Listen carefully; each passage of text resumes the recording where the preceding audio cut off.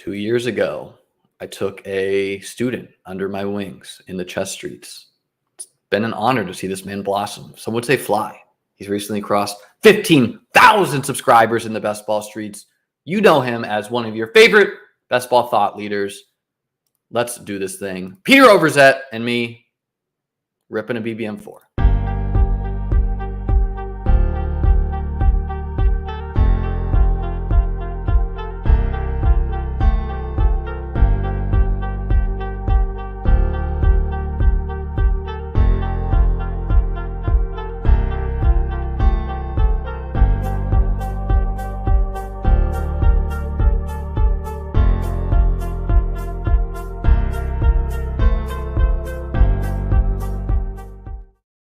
All right, I'm Liam Murphy. Today we have on Peter Overzet. Looking forward to our chat as always. Pete, man, how you doing today?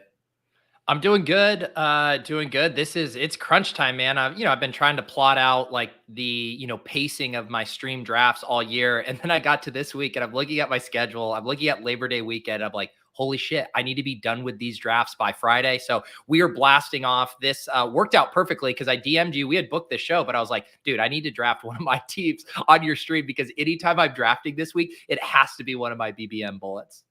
And that worked perfectly for me. No one needs to call me a cheapo for splitting equity when it's not even my team. It's not even my team anymore. I too am feeling the crunch where just so many best ball drafts I need to get in. Thankfully, I'm at a good pace on BBM4. I think I did my 136 this morning. Ooh. So we're pacing similarly. Before we jump into, we're going to talk for 5 to 10 minutes, guys, and then we're going to jump into this BBM4. Pete can either give you a warning or not. It's his entrant. So I sometimes like to not tip off the virgins. Just try to catch some stream. I did a guest stream today, and we got Cooper Kupp at the 110. Like a Cooper Kupp CD Lamb start. You're not getting that on stream with a bunch of plugged in people. No. So Pete, man, how have you been viewing this landscape? It's a really unique year in fantasy football, unlike one I've ever seen before, where I think the market is sharp in some ways, pushing up the wide receivers and whatnot. On the other hand, we're seeing extreme fear-based takes just like take over the market where, we're seeing Jerry Jeudy available in the 90s sometimes. Yeah. We're seeing JSN available in the 80s.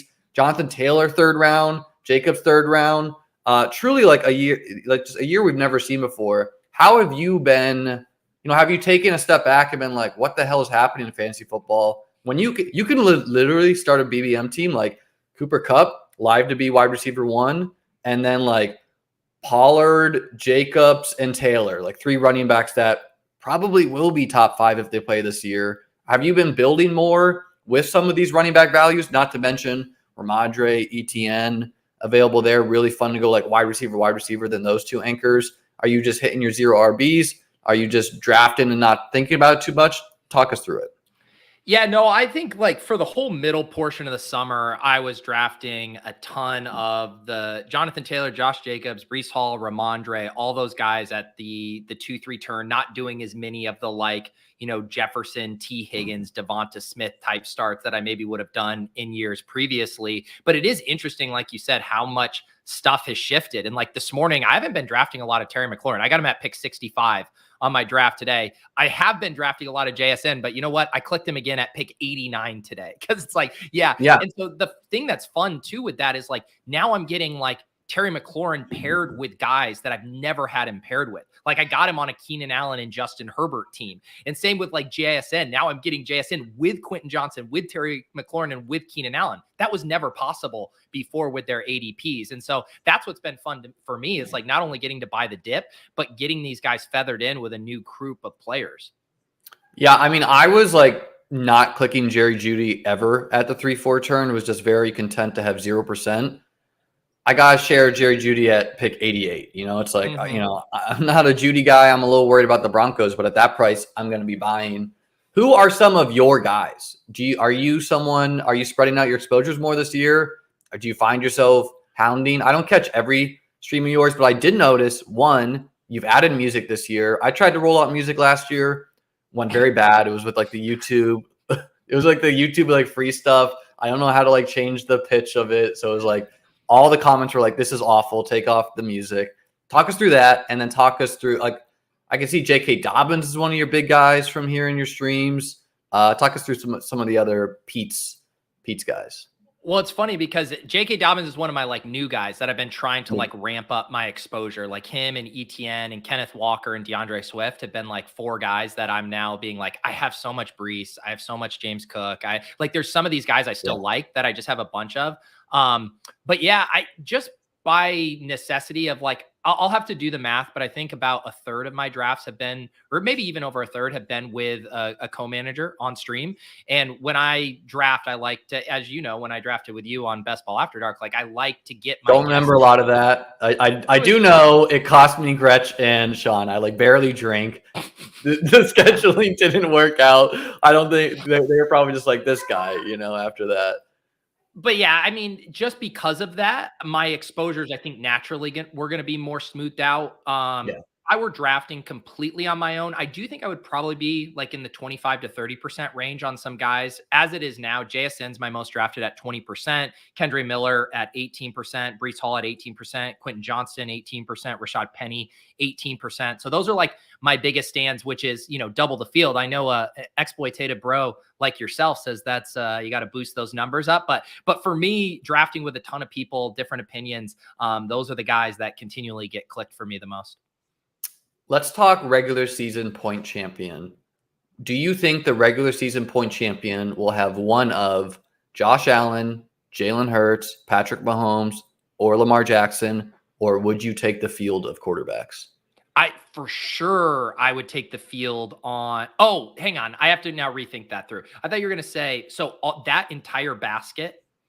So the regular season champion is either going to have one of Josh Allen, Lamar, Jalen Hurts, Patrick Mahomes, or it's going to be like a Burrow Fields, like a Sam Howell, Geno, Dak, whatever, I'll take the field on that. I do think the prices being different this year is very meaningful. And I will also say where I get a little spooked on my elite quarterback fades is still more the playoff sprint, right? Jalen Hurts drops 40 in week 15. And like, if you don't have Jalen Hurts, you're not advancing. But over the span of 14 weeks, I do really think we'll feel the opportunity cost of what you're passing up on to get those guys, especially at their early round 2 prices. So yeah, I'll take the field on the regular season champ. It's hard though, right? Because like we all know there are potential league winners that are very cheap. Guys like DeAndre Swift, guys like Dameon Pierce, guys like Etienne Ramondre. So it's like the opportunity cost, I agree with you, is stiff. But at the same time, we're kind of just like placing wide receivers up there, knowing we need to fill 3 wide receiver spots. And then the market is giving you JSN 88, Judy in the 100 sometimes. Like I got Kittle in pick 82 this morning. Kyle Pitts is in the 80s now. So like there are a lot of guys who the market is afraid on, which makes me like think that an elite quarterback build maybe could just like get the right combo of these like nutted out guys to make it work. But I don't know. I like to ask everyone that question to see where their thoughts are at. Yeah, I've just been like, I mean, I did a Mahomes team today, which is pretty rare. I think most of I have one Mahomes team. Like he's the most expensive. Like him over Jalen Hurts and Josh Allen is the most like, what are we doing here? And even over like Lamar, kind of. Yeah, I know. I think I'm very at peace with being underweight on those elite quarterbacks. The ones I was starting to get a little spooked on were my Fields and Lamar exposure. I've gotten my Lamar exposure up. I'm still a teeny bit light on Fields. Maybe that's kind of one of my goals over these next 15 drafts is to get some more Justin Fields. But I'm perfectly at peace with, being in the 3 to 4% on those other guys at the top. Fields in the 5th could for sure be the regular season point. It could vary you. Like a Fields Richardson team or Fields Daniel Jones, Fields, really any of those mid-range quarterbacks could for sure be the nuts. All right, Pete, how about you jump in this draft while we go live here? Okay. Yes. And normally, it's funny. I've done this dynamic on a few different streams. I think it was when I went on the ETR stream with Hertzik where I'm the guest. But because I'm trying to get my my streams completed, I'm also the one sharing the screen. But this is how we're going to think of it. And I just shared my screen. We get the influencer 1-2, Liam. I am the one clicking the buttons. But again, let's pretend like you are the one driving the boat and I am your guest. Does that make sense? Yeah. I mean, I like to collab. You know me. I like to collab on these things. I'm for sure Chase at 102. I really think like if we're, I put out a poll on Twitter. I just kind of like to see what people are at, and it was, who do you think scores the most points week 17? And then I just went by the top 4 guys by ADP through the first 2 rounds, and like Chase was like 50% of the votes. Wow. So it's like Jefferson is our 101, and I mean, yeah, it's like it's hard to pick holes on Jefferson. He has a terrible defense, which is good for shootouts. He's going to get a high target share, but most people think Chase against the Chiefs is the skeleton key. It seems. You know what? As someone who drafted a Chase Mahomes team this morning, I'm on board with that thesis. My second Chase share today, but then like how many? You said you haven't been doing a lot of Mahomes. So how do you normally play Chase at the 2-3 turn? I either try to get Burrow with him. Sometimes I'll do him with Allen or Hurts. And then other times, like, I'll get some cheap Chiefs, but I don't have a ton of Chief bringbacks because I really think that team, I mean, part of this is me throwing up my hands, just being like, this is hard to think through. Part of me also thinks that, like, this could be an ugly situation where, like, 8 different dudes get 600 to 700 yards. And yeah, one of them will score a touchdown week 17, but it might not be like required. Yeah. I did think it's kind of interesting that like there's a ton of the week 17 games in BBM2, a ton of repeats for BBM4, where Vikings, Green Bay is a repeat, Bengals, Chiefs is a repeat.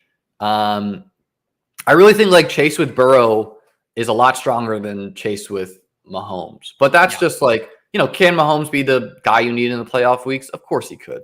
And I will say one thing that I've noticed in my draft, before it used to be you took Chase or Higgins like on this side of the board, and like Burrow is almost always coming back to the 4-5 turn. Now that we're getting these looser rooms, like even this morning, not that I was going to take Chase because I had Mahomes, take Burrow, but like he just went unstacked to the drafter at like 46, like didn't even make it back to me, even if I was sweating getting Burrow. So that is one thing is like, you can't, if you're in a room with all badges, like people most likely aren't taking Burrow on stack. Like they're just going to let the Higgins or Chase drafter get him, but that's not always the case anymore.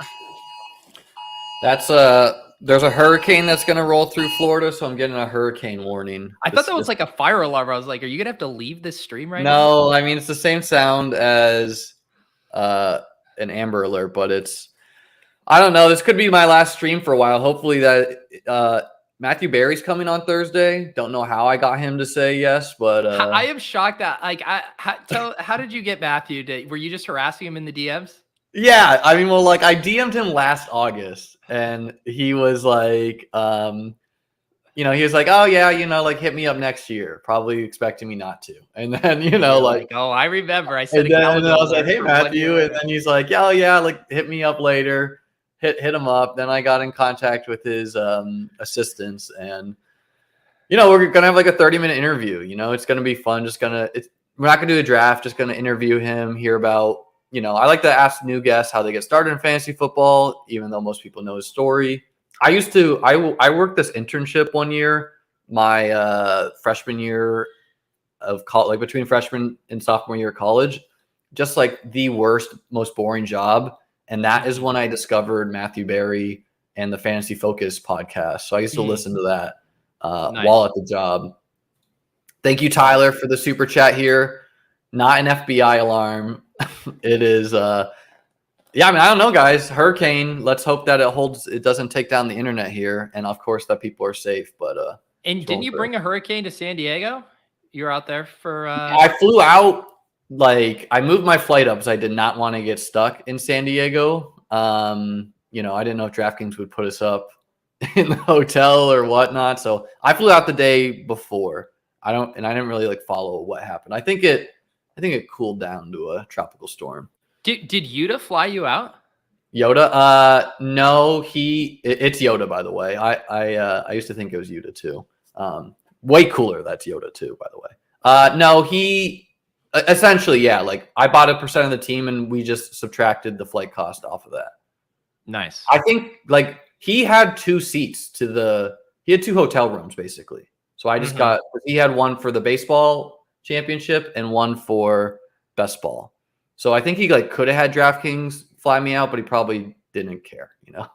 Nice. It seemed like a fun time. Yeah, it was a fun time. All right. So, I mean, I think we just kind of take Waddle for the rare faller if he makes it back to us here. And if not, we're going to make you take a guy you don't like because you're going to make me take Calvin Ridley? Yeah, we're going to save you. We're going to save you here. Waddle, right, let's go Waddle. Let's go Waddle first.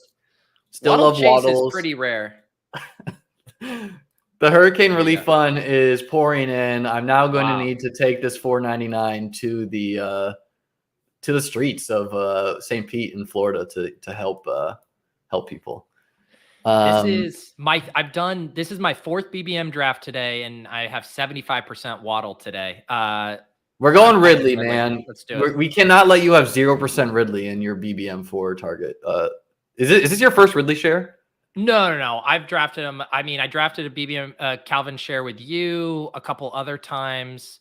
I had him one time where he fell to me at like the 3-4 turn. I was like, all right, or that was back when he was more regularly going around there. But no, I think I have 4 or 5 shares of Ridley. But so why are you so out on him? I just think like it's just the market is basically making a couple massive assumptions and not baking in like the downside risk for a guy who's played 5 games in the past 2 years and is also competing for targets in like a legitimate offense. I see the ceiling case for Calvin. That's not what I'm ignoring. But I don't think the price reflects all of the things that have to go right for the likelihood of him hitting that ceiling. I hear you there, but like, I mean, I've been in him from literally from the jump because he got suspended for gambling. So like #one of us. He's a great story. And then, I mean, this is a true alpha where like everyone talks about the DJ Moore to Justin Fields and how that's like Stephon Diggs and whatnot. How about inserting Calvin Ridley with a rising up Trevor Lawrence? Like I could not be more confident that Trevor's going to be around 4,500 to 5,000 passing yards. And like when that happens, I want to say Ridley gets around 1,500, Kirk's around 1,000, maybe Zay and Ingram around like 600 each. And that leaves like 500 and change for the running backs / whoever. And I mean, Pete, have you even seen a training camp highlight in your life? Like the dude. I have. As someone who writes up the training camp highlights, I have seen that for sure. It's just in a really small font. You're like, and Calvin Ridley looked good today. Well, you know what? I have had to adjust, right? Because I can no longer just say he looks good in shorts because then he had that sweet over-the-shoulder catch over the weekend too. So now I have to say he looks good in pads too. I mean, it could be a little bit more ugly as far as like Ingram gets his and Kirk gets his and Zay gets his. But like, I think Zay's going to be running like wind sprints and it's going to be the Calvin show and Kirk's going to get his. Like, are you with the gang who's like, I mean, Kirk is now available at the back of the 5-6. I think that is pretty insane. I've been a Kirk guy this whole summer. Where are you at on pick? You see this Burrow pick at 33? That's what I'm talking about. Yeah, I mean, it was like right after the injury. Like that used to happen a lot where just like some random dude would take Burrow. And then right after the injury, you could always get him at the 4-5. And now we can just go for Trevor in the 6th is the nice thing. Yeah.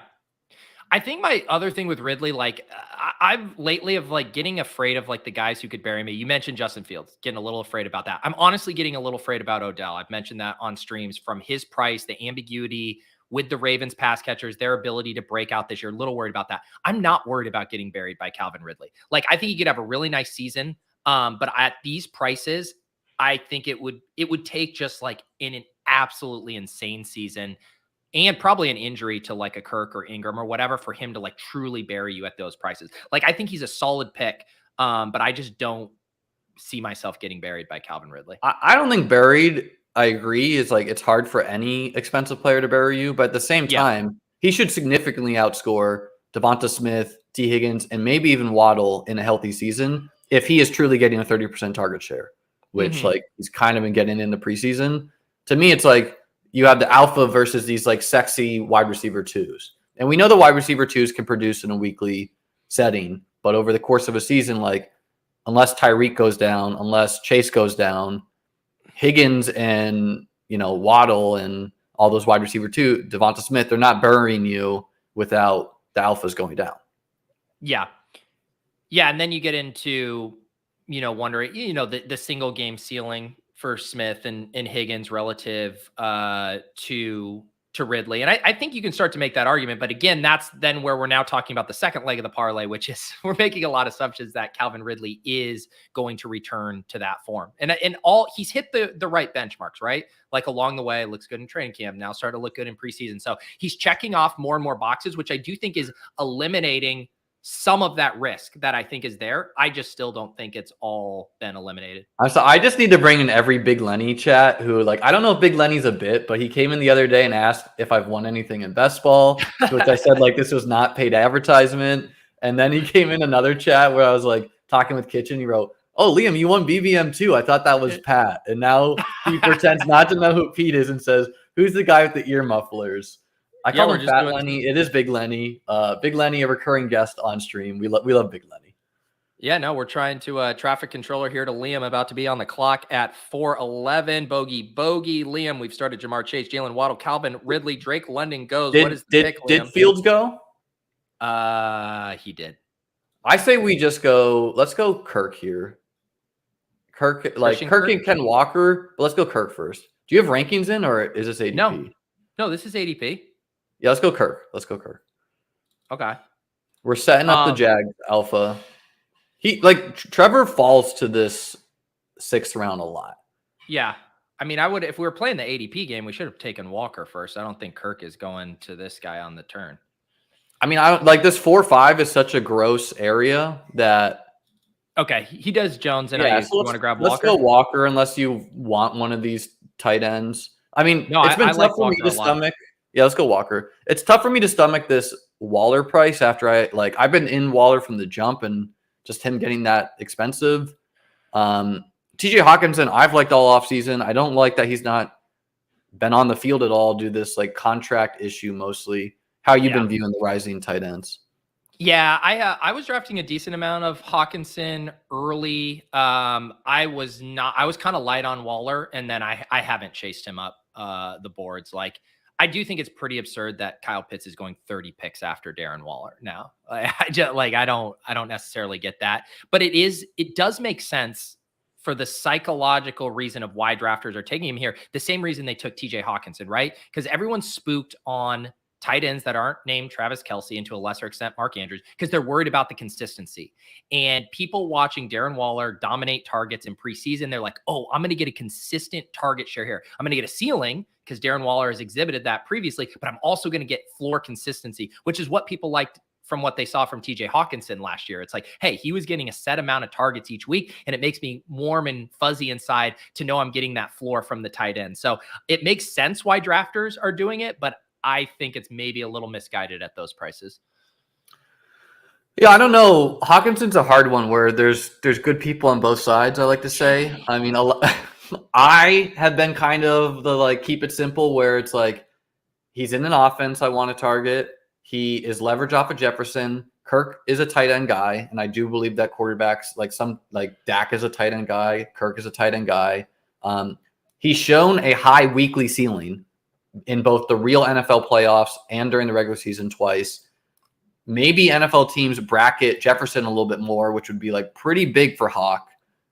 There's rumors that they could do Addison on the outside and Jefferson on the outside, and Hawk is de facto slot, which would just be goodbye KJ Osborne.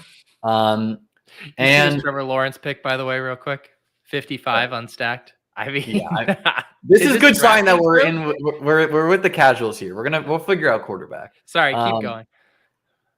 But it's also he now gets a full offseason, although at the same time he's not been on the field. So it's is he getting the offseason? So he's one of my higher exposed guys. I think he's going to score similarly to quite a bit of the wide receivers being drafted around him. But you do have to start 3 wide receivers each week, which does change the equation. Yeah, and I mean, the one thing that's nice about Waller, too, is you just know Daboll is going to utilize him in smart ways, which like you can't say that about all of the different situations. Like that's why we're dealing with Arthur Smith, right? And why we're also spooked about Kyle Pitts, but the price reflects that difference. To me, I've been joking that the Waller price is less about Waller and more about people being like, I do not want to deal with any Giants wide receivers. So Waller feels like the one sure thing where there's not ambiguity. And so I think it's funny that the Waller thing, it's like less about Waller and more an indictment of no one wants to touch the wide receivers.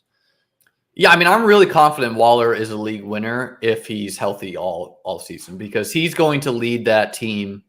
He's going to be like, I've been saying he's going to be the engine of that passing game offense. He's going to get absurd target shares, which kind of means like if he's going to be league winner, take him at any price. The 5th round is not too prohibitive. It doesn't feel great to be like, when I have him at pick 70, 80. Kittle is another guy who falls a lot. I don't know. The Titans are weird here. I did a 5 wide receiver build this morning. I did a 3-8-5-2 build, and I think it's very viable. You just do 5 alpha wide receivers. Who were they? AJ Brown, CeeDee Lamb, Debo, Christian Watson, and Gabe Davis. Christian Watson. Okay. In the early fourth, and then Gabe Davis in the 7th or 6th. Gabe Davis in the 5th, and then was done at wide out. Gabe Davis in the 5th. Where do you get your ideas? I mean, this is like, all he needs to do is score some touchdowns. No, I know, but isn't Gabe Davis always available in the 6th? No, he goes 5-6 on a PPR site, which for a half-point PPR site for him to be going cheaper seems wrong. He goes 5-6 for like people who are doing a lot of teams, is what I've noticed. Watch Gabe Davis fall to us here at 71. That'd be sick. we could do a 5 wide receiver build. That'd be sick. The Bills Homer says that'd be sick. I do think like the only way Davis disappoints is if Kincaid becomes the 2. But like even in worst case there, Davis is still going to be deep A-dot, lots of touchdowns. So if that's your thesis, are you not taking Gabe and Kincaid on the same team? No, I will, because it's like they can ping pong touchdowns. Ping pong. The ping pong theory is very live for trying to think like what's the easiest way for me to advance in the playoff rounds into the finals, which I don't think a lot of people try to think about or do think about, but something I try to put a lot of effort into. Jahan Dotson would have been a slam dunk. He should not be going behind Terry at all. The greasy bear sniped Gabe Davis at 68. We're about to be on the clock at 71. Top of the queue, Miles Sanders, Mike Evans, Marquise Brown, JSN, James Cook, Addison, Javonte, Pittman. Let's go Addison first and hope that, I don't know, this guy's probably watching the stream. Let's just go Addison first. Yeah, he has Jefferson, so he's definitely live to have wanted Addison there. He takes Javonte Williams, and we'll see what he does on the 2nd pick here. He goes JSN. I wanted JSN. I think this is a nice price for James Cook. Mm-hmm. If we don't want to go James Cook, I'm also cool with Hollywood. You make the call on this. I have a ton of James Cook, but I'm always down to click him. Let's go Hollywood, then, and be done at wideout. I don't know, like James Cook could be a league winner too if like Kincaid is not doing anything, and it's like a lot of these Bills guys are just going to have massive spike weeks, and if they're way more comfy clicks than the Chiefs guys, who it's like, oh well, yeah, Pacheco's free falling. Well, it seems like there's honestly like less ambiguity with the Bills, right? I mean, Hardy is kind of fully now dialed into that. I have a huge bag on Hardy. I've been drafting him since May. But comparatively to the Chiefs, like you can't say that about like any pick that they're dialed into a specific role. What do you think of the Kyler opening on PUP? I mean, obviously the thesis with the Cardinals is stuff late with him, but does that spook you at all? No, I don't really get why Hollywood's falling in drafts. I think, like Hollywood's going to, like, I think we learn our lesson last year with Amari Cooper, where like Amari Cooper's quarterback was literally Jacoby Brissett, and then smashed in the regular season. So it's just like, I'm not a take talented guys at expensive costs. Like I'm out on DJ Moore without Fields, but I'm at take talented guys in the 7th round, where it's like, right. Well, could you have made because the guy that what you're describing and who was also available would be Mike Evans, who went 1 pick after us that checks that similar archetype. Him with the groin injury, I'm a little bit more spooked, and I think he does have trade outs. I'm with you there. I just like Hollywood more than Mike Evans because he's like 26 instead of 30 or whatever, so like no age concerns. It's possible that Mike hits an age cliff soon, like that's how I like, he's not prime of his career. And we do see these bigger bodied wideouts kind of like 1 year they're good. The next year they're AJ Green,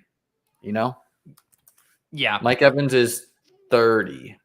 You're still gonna need to run hot on touchdowns, but I'd rather be running hot on my 7th round pick on touchdowns than like with my 3rd round pick in DK Metcalf, or where did he go in this draft at pick 21? Where that like another guy where you're gonna really need to run hot on TDs for that to work out.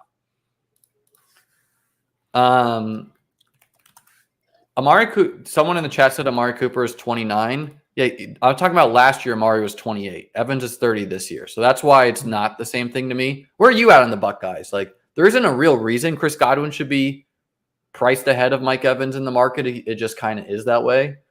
I'm actually not sure why there's the gap. Like, I understand if the market is fearful of Bucs wide receivers in general. But Godwin, you're saying that they should be closer together, Godwin and Evans? Probably, yeah. Yeah. Especially because like I think Evans has like the Chiefs wideouts could be a disaster and they trade with the Bucs midseason for Evans. Like that's so live. Yeah. I think it's just in general, like a lot of times like the safety thing and, Keenan versus Big Mike, the guys, Deontay Johnson has flipped, George Pickens, and like people like the safety of the target floor, and I think that plays out with the Godwin Evans because people tell themselves, okay, what if this goes south for the Bucs? Maybe Evans doesn't score a ton of TDs, but could Godwin catch a bunch of little dump offs over the middle? Like that makes people feel like they have multiple outs. Like the offense is really good and he smashes, or he's the, safety blanket underneath. I'm not saying I agree with that logic, but I think that's why the market prices it like that. What do you think your most common build structure is? Probably you're doing a lot of 3 QB, right? A lot of 3 QBs, a lot of punt tight ends, a lot of like anchor running back out of the 3rd round. I would say the past 20 or so drafts, I've definitely mixed up my build types a lot. Like this one's fun that we got cooking here with an anchor RB build out of the 5 hole. I don't have a ton of those. I've been doing a lot more like 3 or 4 backs in the dead zone where it's like, you get, Ramondre, Etienne, Dobbins, and then, Javonte Williams, or like builds like that. I've been enjoying as well, especially when I start with 2 elite wide receivers. And then I'm like, I don't mind taking running backs over the next, 3 or 4 picks. But yeah, I think on the whole, other than maybe being a little lighter on 0 RB than I would have expected, I think I have pretty varied build structures this year. Are we taking Tua? Yeah, I think we take him second, though. We can take him second. Yeah. Bring it back with Bateman, or we're done at. Maybe we just. You want to go Richardson and 2 and be done here? I think we're done at wideout. I really think we need to stop at 6, even though I like Bateman. Yeah. I'm like Brian Robinson or Richardson for me, or just take Tua first if we're not worried about that guy. Let's take Tua. I don't think the Mahomes drafter is going to take Richardson, so we could talk through I do really like Brian Robinson. I'm Robinson over Gibson. Me too. I was just gonna say though, like I just got Richardson at like 116 on my draft this morning. Like I'd rather just take Robinson and happen to see if Richardson comes back. Yeah. I mean, I don't think Richardson will make it back, and I don't think it's like, whatever. Like some cheaper Richardsons out there, that's fine. They also don't have Hollywood at pick 74 probably. Nor do they have Calvin Ridley at the 2-3 because it used to be 3-4. You know, like there's I'll say though, if there's a room where they would not like Anthony Richardson, it's one where they take Joe Burrow unstacked at 33, take Fields at 36, take Trevor Lawrence unstacked at 55. This is a room that's like, I want a pocket passer that I feel comfortable in. And I don't want to deal with this Anthony Richardson bullshit. I'm leaving a candle on for A-Rich to come back. That's what I'm trying to say. Let's talk about this. Is Kyler Murray a fade at ADP? I have not really been drafting him that much, partially because rarely do quarterbacks separate enough where even if Kyler returns and he's a smash, which if Richardson goes. But, you know, like obviously Murray does have the upside, but I just really don't want to eat that zero for the large portion of the season at quarterback, where it's like Jameson Williams, I'm more willing to do it with because I think the dude could rip 30 in the playoff weeks and separate, you know, and be like the wide receiver 1 on the week. Kyler Murray could return, get you 25 points, and be QB, whatever, 10 that week. Where are you at Murray versus some of these other guys? Yeah, it is really. I mean, Murray's ADP has been all over the map this year, right? Like there was points where he was in the 12th or 13th round. Then there were drafts where I remember I was taking him as like my 3rd QB with the last pick in the draft. Like he goes undrafted sometimes. Yeah. So I do think I think it's fine at these prices. I just pulled up. I mean, you know, Sam Howell's flipped him, which I think is fair. He's sandwiched. Yeah, I like Howell more. Yeah, no, I think I do too. I mean, Howell's my most drafted quarterback, so I'm not going to push back on that. But I do think like the risk reward here, like the whole thing is right.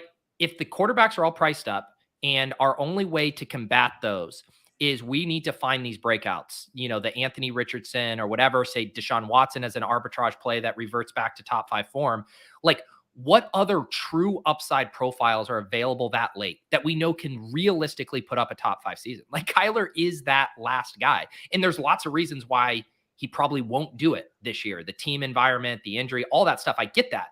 But we literally has demonstrated the upside to be top 5 there. So I still think he has a place in portfolios and on teams. I actually took him as my 2nd quarterback on that Mahomes team this morning.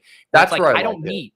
Yeah, I don't need him or in a 3 quarterback build, right? Where it's like, I have Kenny Pickett, CJ Stroud, and I want some upside. Like give me someone who can score 30 points in a playoff week. That's still Kyler Murray. That's where I think you're risking your team a little bit because like you truly do need the 3rd quarterback points there where it's like, you know, like I won BBM2 with Josh Allen and Justin Fields literally contributed 0 points. So it was essentially a 1 QB team. Your Mahomes team, it can be a 1 QB team and you're fine. So like you can swing it upside with your 2nd quarterback. But if you have a CJ Stroud, Bryce Young, like you need that guy that's going to be playing all season probably. And maybe like I'm being fearful with Murray, which is not always logical, you know, but I don't know. I'm a little bit worried that they're going to rush him out there. Plus like they seem to be fire selling half of their guys at the at the start of the season here. This is what I've had this. And it's crazy too, because I was just like reading some ship chasing comments the other day, and he was like, you guys are way too smart to be taking this much Breece Hall or whatever. And it like this concept of like fear-based stuff. And I've said this on Best Ball Breakfast, you should apply that over an overall portfolio. Like that fear about Kyler should be like, yes, have an underweight stance across your portfolio. But there are teams where they're absolutely begging for that upside, or a Mahomes team where you actually have the green light to kind of take a big cut there. But it's just like, I am not going to apply fear in these individual drafts. Like it's same with the Calvin Ridley. Like, do I think that was a bad pick in this room? No, I'm applying for Calvin Ridley over my overall portfolio, where I just think it's so weird when everyone assumes in every single draft that fear means I'm removing this guy from my player pool. I never have Breece Hall in there because I'm worried about him coming back. It's like, no, if you have that take, that's fair. But there are teams, I promise you, where Breece Hall probably makes a ton of sense for your build. Yeah, I'm not people ask me that too. Like, aren't you worried that you're eating no, I'm not worried about any individual team at all. I am holistically worried about Kyler returning and being Kyler. You know, he wasn't great last year. The organization probably wants to move on. I mean, he has outs to get traded though at the trade deadline, I guess, which would be pretty huge for him if he gets traded to the Vikings or something like that. I think we take Kirk here and not let the Jefferson guy take him. Yeah. I'm looking at this. We don't have too many other late quarterback options. The only other I know who I want to come back, so I think we go I do Kirk. too, and that's why I'm wondering: do we just I take just that take Jalen Warren. Take Jalen Warren because that That's guy can take Geno too. exactly? And so I'm like, if he takes Kirk, like I'm never crying over losing Kirk. I It think is he a can do very well. comfy stop at 2 QB. There he goes. Yeah. I think it was worth the risk. He takes McKinnon. He's almost for sure taking Warren there. I think or maybe he takes Geno. Click tight end. Okay, click running back. A-Chain with. No, I don't want to be taking A-Chain. I would take Algier or Damien or Goff and take Goff, and we can get Laporta on the wrap. All right. We're hoping he makes it back, which is it's not ideal to telegraph your strategies. I mean, I don't think he was going to take Warren because he has Mahomes, so I think he was set on going McKinnon, but I'm very confident Warren is a league winner. Let me put it that way. One of my most drafted players. Yeah. I guess I don't necessarily love the Goff pick. We were running out of time there, but I don't love it either, but we don't need wide receiver, period. Right. I mean, I don't know why are you pushing back on A-Chain on a Tua build where running back is the pick for us? I guess is my question. Because I've seen his ADP in other sites, and I know that he's like free falling in the market. But he's like, yeah, you can sometimes get him at 130, but it's like we just reached for Jared Goff well ahead of ADP to set. So like in this range, like I get it if you're taking 2 rounds, but a correlated bet at a position of need, that seemed like more of a player take than a market take on A-Chain. I'm a player take guy, I know. So I'm saying, tell me why you don't. Yeah. You gave me a market reason to not like A-Chain. I'm saying, give me a player take reason. Well, I think everyone in the market is spooked on A-Chain. It doesn't seem that he's ahead of Jeff Wilson or Mostert at all. It seems like 50-50 shot Jonathan Taylor ends up a Dolphin by Tuesday. And, if he's playing deep into the preseason with guys like Myles Gaskin, I don't love that. He goes here. That's fine with me. I don't think he profiles as a league winner anyways. Is he a guy that's going to have spike weeks? Sure. But I saw him get picked up on a tackle and slammed to the ground too. And I don't think you're really supposed to be doing that in the NFL. But if they're going to let defenders literally pick this guy up and throw him down on his shoulder, he's not going to be playing many games this year. Yeah, and there's lots of holes you can poke in A-Chain from his size, and I do think the JT one's a fair point. Like he's probably going in the 150 to 160 range. If they get JT, so that. But like to me, when I'm on the clock, I just do not have enough confidence in my player takes when I'm like, I have a correlated bet at the position I need to be taking right now. Like that is when I'm going to break. I like A-Chain, but I'm saying even from your perspective, I'm like, that's the spot to take A-Chain. Like if I'm ever going to take him, it's when you need a running back and he's the second best player by ADP at the position. So that's why I thought it was interesting that means that you have a strong fade on A-Chain if you're not taking him in that context. I was drafting him before. I'm pretty strong fade at the moment.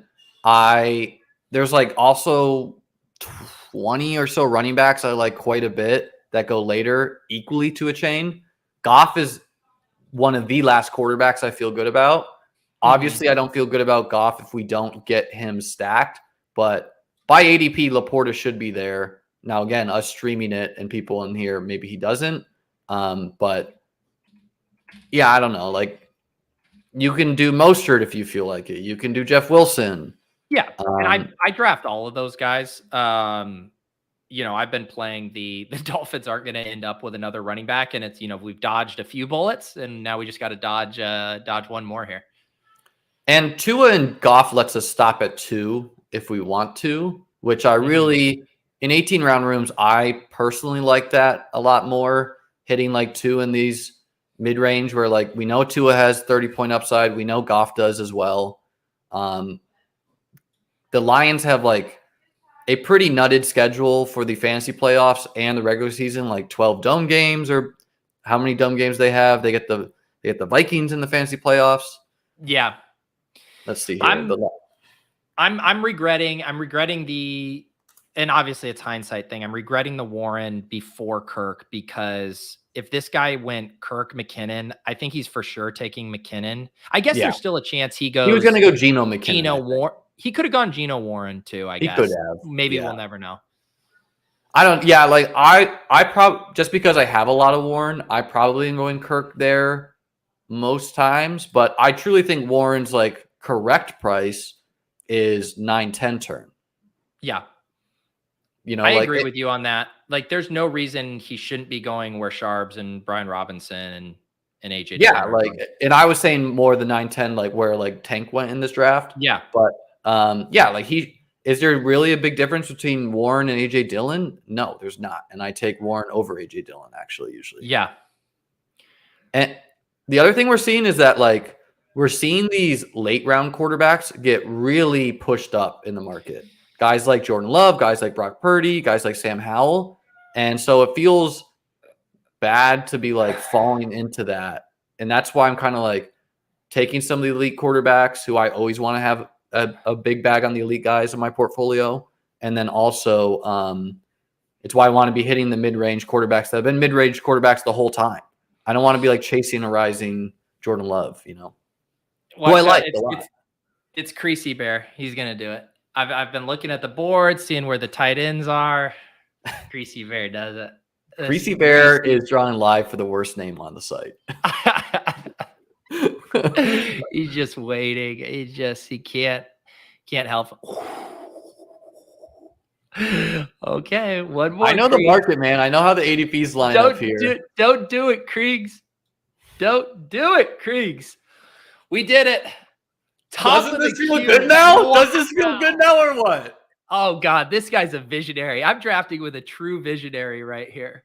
This feels good. I've been in that situation a lot where I'm like, was that pick right after Warren goes? And now we get Algier? Or do you want to do Mostert? It's Algier or Gainwell for me.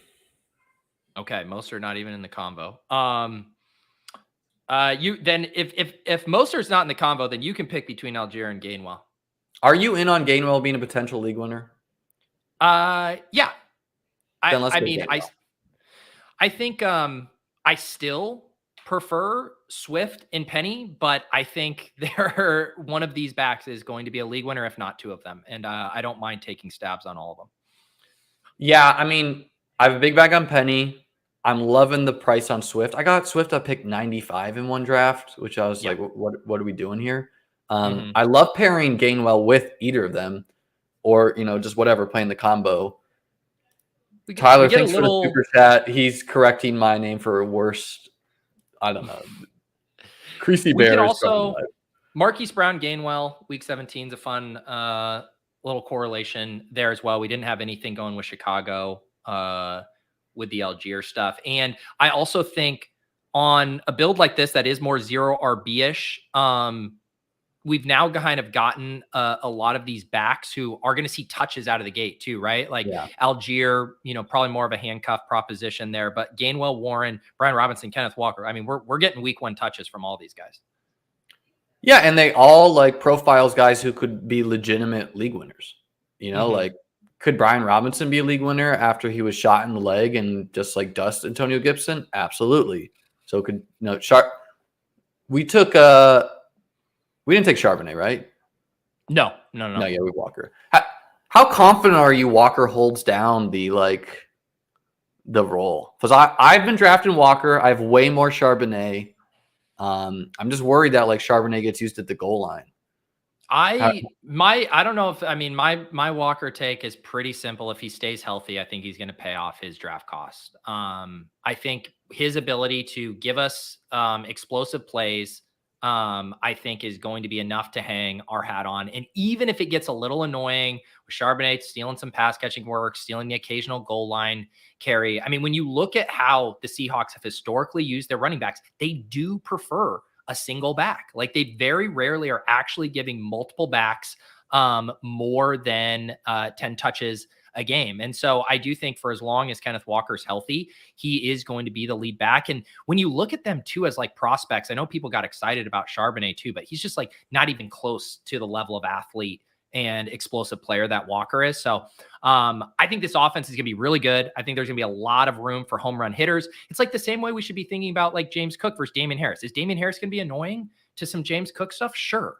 But like you're excited about how much James Cook is going to be on the field in an explosive offense and his ability to give us some big plays. So yeah, you need to run a little hot on him ripping off, 40, 50-yard touchdown runs, but that's his bag. Like that's what he does. He's a run to daylight guy. Yeah. I mean, just like reading the tea leaves for me, it's like, if you have a guy who's a home run hitter who, you're disappointed with him because he's not necessarily like hitting the hole always correctly, and that's why he's home run, doesn't have the best vision, are you going to use that guy at the goal line? And to me, like, no, you're going to take the guy who you just confident is going to get you the yard and fall forward. So that's why I'm worried about Charbonnet eating into short yardage work. But yeah, Walker's still going to get his home runs. Well, it's funny that I'm arguing here the pro Walker case, and I have almost double the Charbonnet than I do. Yeah, that's just a cost thing. But it's a cost thing. And the same thing happened to me with Penny and Swift. And it's like, man, I really like Swift, but I was passing up. It was tougher to pass up on the receivers for Swift than it is to pass on the receivers for Penny. But that is like, those are the backs that I've made a concerted effort. Like I had a ton of Bigsby early. Now I'm getting more ETN, getting more Walker, getting more, who's the other one? Yes. Najee off the list, I noticed. Najee didn't get mentioned. Because Jalen Warren's been the guy that we've all been content to like ride up draft boards because we all think he's still mispriced by 2 rounds, right? Like it's a little different. Where now Bigsby, I feel like at least goes in a price where I'm like, okay, this is where he should be. Like I'm not saying Bigsby should be, in the 9th round like we are with Warren, where you can actually make that take for Warren. So Tank and Warren have been the 2 guys I was like clicking every single time at when they're in their 160s and their 150s. And years past, I've like really cooled off on guys that have risen a lot, that I have a lot. But this year, I'm just like clicking them again because I know last year I was clicking Ramondre as he rose up. Or I was clicking Ramondre, and then I stopped when he started rising up, being like, "Well, I should start taking guys who fall." But then I really like the market's good at choosing who should rise up. So I've been chasing Tank up with the market. I've been chasing Jalen up with the market, even though I have a lot of cheaper shares of them. I don't think they're as clear a bet as like Ramondre or Dameon Pierce of years past. Dameon Pierce went from like 14th to the 5th. So that was like, I was not doing that. That's not the same thing, but yeah. And it just comes down to like how you ultimately eval Najee Harris and Travis Etienne, because I think, Tank Bigsby has his work cut out for him earning touches over Etienne, where I think basically any back with a pulse could come and steal touches away from Najee. And so that's like, I think Tank's going to see, I mean, like on that 3rd preseason game, he was seeing like 30% of the field. I want to take Juwan Johnson. Oh, he's gone. Okay. Blood pick ahead. Yeah. All right. Let's not risk it. Let's take Taji. Okay. I'm glad you said him. Yeah, let's take Taji first. I think we just figure out 2 tight ends later. Yeah. I do think the markets jumped the shark on Greg Dulcich. Let's take Kendre. Yep. Wow, we're in lockstep on these ones. Yeah, I mean these are just like very clear targets right now. Kendre looks really good too. Yeah. On the Dulcich thing, I put out this tweet today where it's like, there's fear around Dalton Schultz and Greg, and even Kincaid was mentioned in this, where with the Texans, they're playing like Quentin Tegero or whoever his name is, and this other blocking tight end. Yeah, I played him on a showdown slate last year when he had the touchdown, the very first play of the game. Yeah. But what I think is happening is that in the preseason specifically, you're going to run way more heavy personnel with extra blockers because you don't want your quarterback to take a single hit. And like, I saw this take floated on Twitter. And so like, are we sure that's going to happen? That thesis presupposes that at some point in the regular season, coaches are okay with their quarterback getting pancaked versus. It's way different in the regular season when you actually need to win. Like you're not trying to win in the preseason. You're just trying to like. No, true, but a franchise's number one goal is always to protect their for sure. But like when you're down by 30, if you're the Texans, you're not going to be like, all right, let's run out the 12 personnel heavy formation. You're going to let Dalton Schultz run some routes. And like same with Greg specifically, Like, I want to get cheap Greg, but the Athletic, like talk to all the beat writers, and the Cardinals beat writer after the negative Greg FUD said like Greg's like gave his like thing to know about the team is that Dulcich is going to be used in that Joker role, like get him in drafts basically or something like that. Liam, you have to be in on Greg Dulcich for one reason, and that reason is he's Broncos Dalton Kincaid. And that if you're not in on Broncos Dalton Kincaid, then you aren't a true Bills homer. I don't think he's. I don't know if we know if he's as talented as Kincaid. No, that is up. That's completely true. We do not know. But I do think Kincaid, I guess I'll put it this way. And I was actually talking to Leone about this, that Kincaid has to be much more talented than Dulcich to survive that kind of usage, right? Whereas like Dulcich can't survive this Adam Troutman split. Like he's just probably not good enough to survive that. Kincaid could be good enough to survive that split with that. We just don't know yet, but it does make it a little harder than if he was on the field for every snap like Sam Laporta is. This dude's got a 1-3-10 build cooking. For anyone out there, this guy on the clock right now, he's got a 1-3-10. A 1-4-10 now. Dak. Yeah, I mean, for anyone out there, I would not try to do this. This is like some timeout pick. All of these wide receiver picks are after ADP. This is an auto drafter. Oh, is it? Okay, he didn't set his like pre-draft ranks. Well, anyone out there, like this was a big lesson from me from BBM2, which is like a ton of my good teams, I went wide receiver early and too many of them. Where like you heard me earlier in this stream, I was like, all right, we're done after 6. Like Hollywood is your wide receiver 6. Mm-hmm. You're simply done. Like you do not need. Okay, a guy could get hurt or whatever, but even then you have. And what's our bye weeks look like on our wideouts? Layered, right? They're layered. 2 9s and everything else. Yeah. This is totally fine, right? Like, yeah, okay, we're not going to survive an injury to Chase and Waddle, but we weren't going to win anyways with Devontae Parker on the team. But yeah, I mean, with the other thing about Broncos versus Bills is like, and I mean, you said this without saying it, but like Josh could throw for 30 touchdowns, 5,000 yards. I'm legit worried about Russ and the Broncos. That's why I was out on Jerry Jeudy. I don't want to be drafting Russ at all. I'm not confident he doesn't have any bench risk this year. Like I'll drop the skill players. I think Russ could legit get and he was bad in that preseason game, like missing guys. The O-line was bad. What are your thoughts there? I agree with you that he has bench risk. I mean, Sean Payton, I actually drafted a decent amount of Russ just because I've been so heavy on the Broncos. Tons of Mims, tons of Sutton, tons of, unfortunately, Jeudy, lots of early Dulcich, lots of the running back. So I have been funneled to Russ. That said, I completely agree with you. To me, it feels like a binary outcome, right? Like Russ either returns to form with Sean Payton and everything's like cooking and they actually kind of, again, I don't think they're going to be a massive win kind of team, but I think they can beat their ADPs if Payton things turned around. But to your point, like Payton has basically said, like, you get 1 year, Russ. I am not wedded to you and I am ready to move on if you are not the guy. So to that point, he does have a short leash. Like if he starts out like he did last year, like what, he's going to make it 8 games, 6 games, maybe. So I get that. But again, when I'm drafting these teams, once I select Sutton, once I select Mims or whoever, it's like, no, now I'm in the world where Sean Payton turns this around and I don't care because I assume Russ is good in that scenario. You don't have to be, though. You could just ride the skill players because Jarrett Stidham supported Devontae Adams and he's the backup in Broncos land. And but the play becomes a lot thinner, especially if you've taken multiple pieces, from the offense. Then you have like risk of like the offense cratering. It's not like having a one-off Chris Godwin in the Bucks or a disaster kind of thing. So I think we're looking to double tap tight end here. What is this? I think we could. There's a running back I like in the 18th. Like I like Chuba too, but yeah, the only reason I was going to bring up Chuba is because of our Jacksonville big bet there. But here, let's just get our last running back and we'll figure out tight end. Let's go Sean Tucker here. I think he looked real good in the preseason.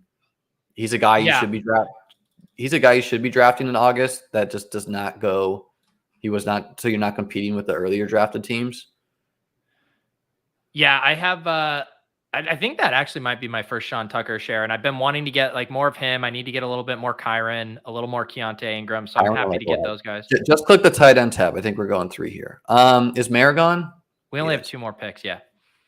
Yeah. I'll enter Conklin. I think Conklin's going to share the field more with CJ Uzuma than people were thinking. I do want to get more Otten. Let's go on. He's just the question mark. Why is he so cheap?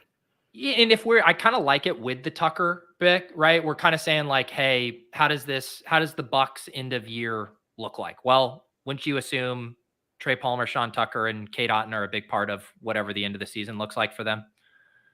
Yeah, and I don't know. Like, I don't like Laporta as much on half-point PPR where, I mean, maybe he scores a bunch of touchdowns, but maybe not. Like, in PPR, he just seems like a smash. Who? Laporta. But, like, that's why I think we need a third tight end on this team.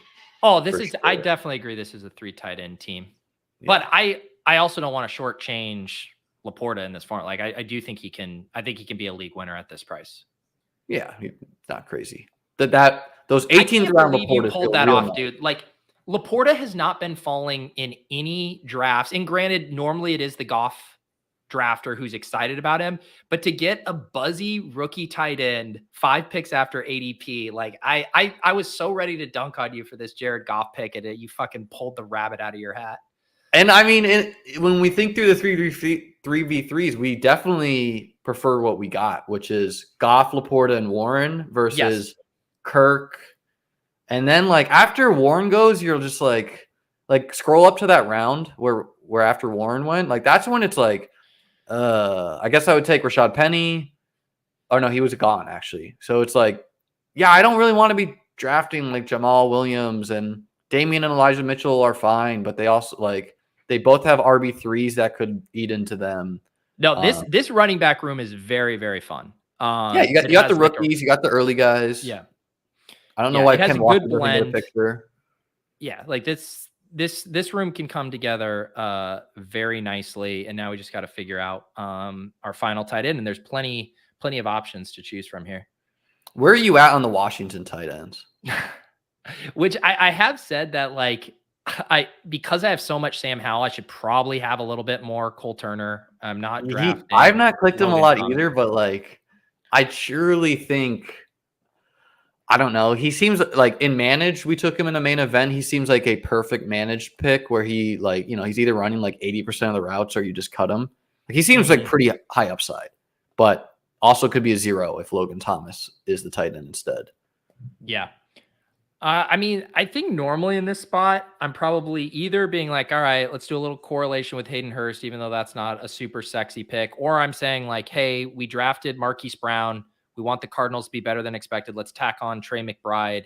Where are you at on McBride versus Ertz? Like, I've been only McBride, but I'm only McBride. I mean, if guys like Ertz and Logan Thomas bury me in the fantasy playoffs, like, just GG. Like, I'm happy to go out that way. That's how I want to die. I truly. It's not even them burying you; it's them preventing McBride. Like, because McBride's like exciting if Ertz is not.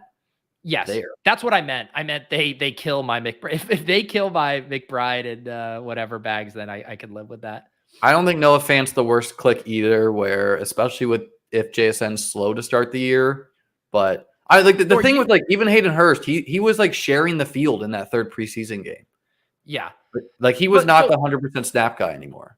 Macro question for you though. So you're not like, I'm always just like this tier of tight ends is super flat. I'm just always breaking ties in favor of what do I have some kind of correlated level bet on. You don't have any like tiebreakers for correlation here. You're just like, I got my player takes and I'm going to trust it here. But like, who are we player taking in this range? I think Trey McBride is the player take. I think Cole Turner is the player take. No, but Trey McBride correlates. I'm saying we might meet in the middle on that one. Yeah, no. I mean, McBride's fine with me. Hurst is fine. You know, do you do the Durham Smythe thing? We could do Likely as the bring back on Miami too. I would rather go Smythe. This would be my first share of Smythe. He does seem to be a thing in Miami. I looked up his RAS profile. He's athletic enough. The The thing about the funny thing about Smythe on Best Ball Breakfast, I did a 4 tight end. I did a Dan Zach build to end, and I let the chat decide. I did that before Dan Zach. Dan Zach studied my team. Who the fuck is Dan Zach?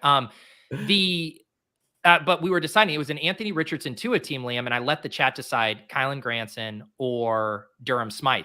Durham won the poll, and I overruled them and got my first Kylan Granson share. So maybe this is an olive branch back to the Best Ball Breakfast watchers that we get a Durham Smythe team. I'm cool with it, man. Even Darnell Washington, I've drafted sometimes. You know what? Here I go with my Best Ball tout cliches. I've done Darnell Washington in weekly winners. I've been clicking him over there. I think that's a strong click there.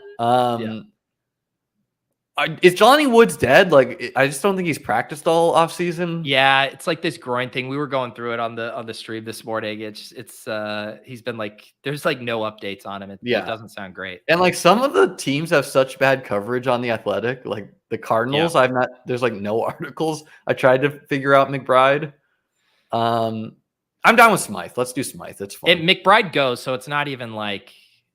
Hayden Hurst is fine too, but Hayden Hurst is safe. We're not here to be safe, Pete. We're here to win $3 million.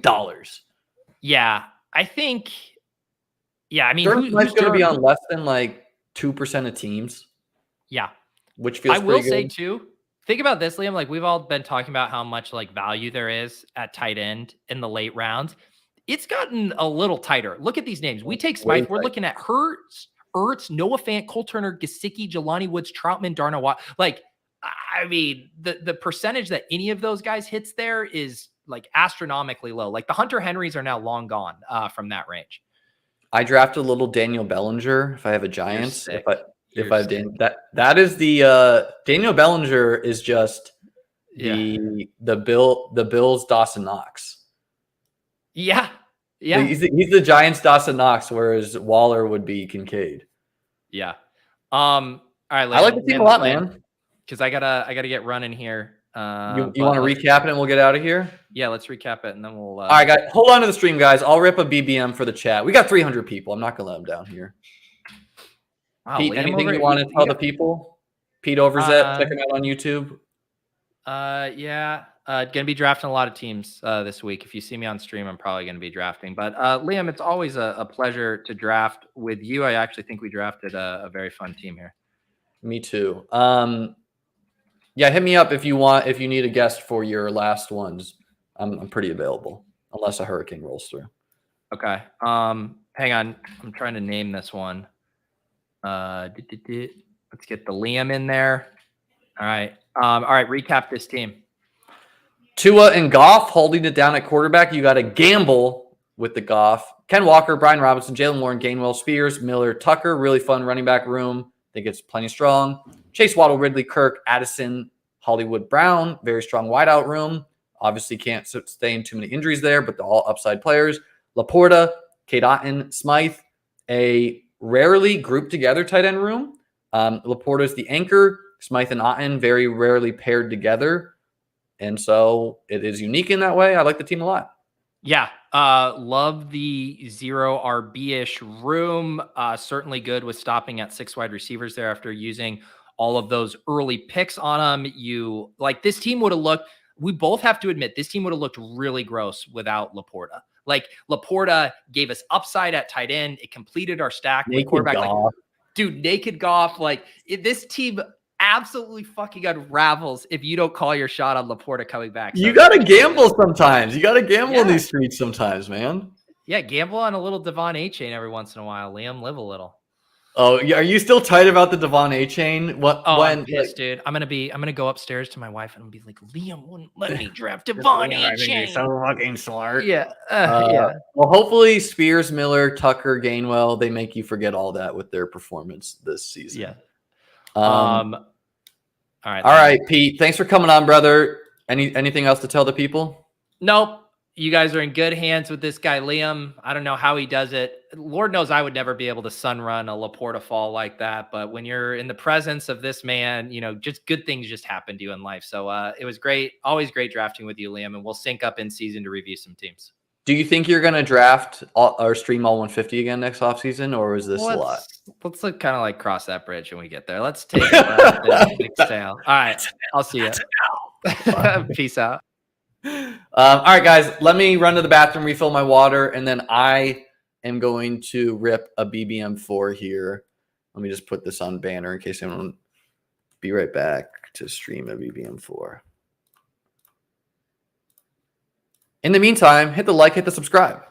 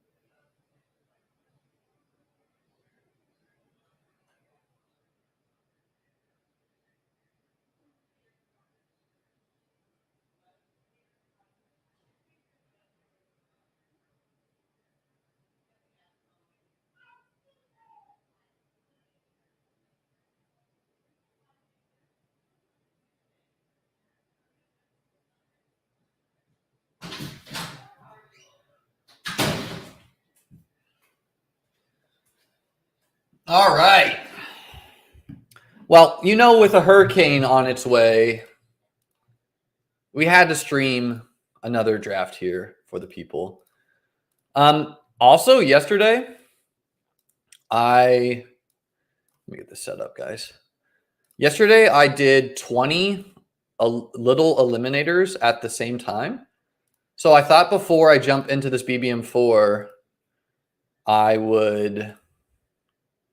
Why does this look so bad right now? Because it's too wide. There we go. Before I jump into this BBM4, I was going to look at the little eliminator teams with you guys. I think only 1 or 2 of them are dead. I definitely autoed some picks. I was also doing some high stakes stuff at the same time. It was hectic. A lot of dopamine just left my body, but this is me. And I don't think I multi-tabled them both the best. I'll first pull up my tweet here showing you how I had this set up here. I meant to ask Pete about this. This is exciting. The all dogs go to Miami thing. Where is this tweet by me? Oh, here. So this is how I had it lined up. And I think if I had left it like this, it would have been fine. But I actually divvied them up. So I was literally just having trouble seeing when I was on clock on them. But let's look at them real quick. So this one went Allen and Richardson, Jacobs, Walker, Montgomery, Tajay Spears, Kendry Miller, Sean Tucker, Jefferson, Drake London, Hollywood, JSN, Michael Gallup, Jaden Reed, Rashid Shaheed, Kincaid, Schultz, Knox. So a little thin at tight end with 2 week 13 tight end guys, but seems fine enough. This one went Allen and Hurts. I went double elite quarterback with a lot of them. Cook, Herbert, Brian Robinson, Damian Harris, Roshan Johnson, Tajay Spears. Yeah, only have 2 running backs. Week 13, Robinson and Spears. Not ideal. All right, anyways, you guys are done with this. Let's just jump into the BBM4. No one cares about those little eliminator teams. Do not jump in this with me, guys. Let me catch a random room just like you saw there. I don't know. Put your pants back on, guys. What's going on? Be back.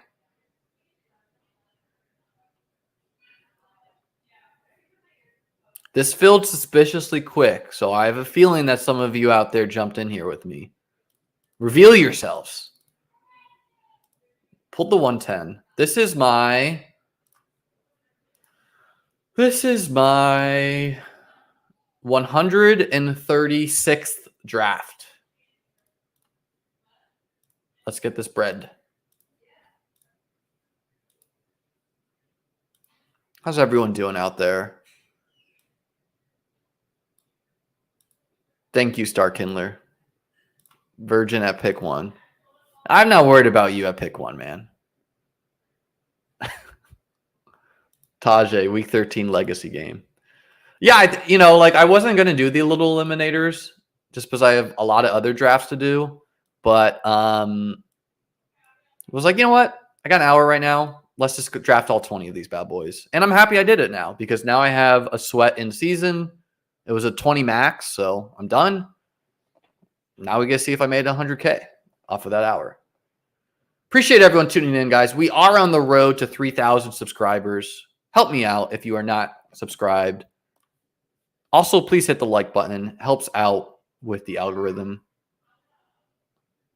How quickly does Kincaid become an every week starter in home leagues? That's a good question, man. I think he's a great pick and manage because if he does disappoint, obviously his price is not too expensive that it kills you. You can just draft some other tight ends. Maybe he never does become an every week starter. I would not blindly follow me on Kincaid if you don't believe in him. Liam, when do you unlock the ability to have YouTube member perks? I'm going to do that quick, Ben. I need to set up my YouTube premium.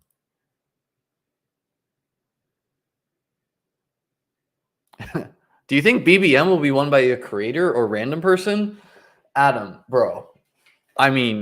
Mathematically, it is overwhelmingly likely that a random person wins BBM. Like, if you're talking about creator, as far as like people streaming their best ball manias, not a lot of people out there. But I'll tell you the truth, Adam. I'm winning BBM 4. So, of course, it's being won by a creator. Suck it, randos. Just kidding. All right, weird room. We'll take Bijan. Can't imagine having no Bijan, Literally a truly generational prospect. 3 for 3 on creators, though. But, Ben, bro, I didn't make content in fantasy football, really, until I thought I was good at fantasy football before BBM. But I gotta fix the zoom. I had to like super zoom out, by the way, when I was doing those little eliminators. All right. Well, I'm not like the hugest CD Lamb guy in the world, but at pick 15, a little bit unique pairing him with Bijan. 2 in thoughts. Remember the name.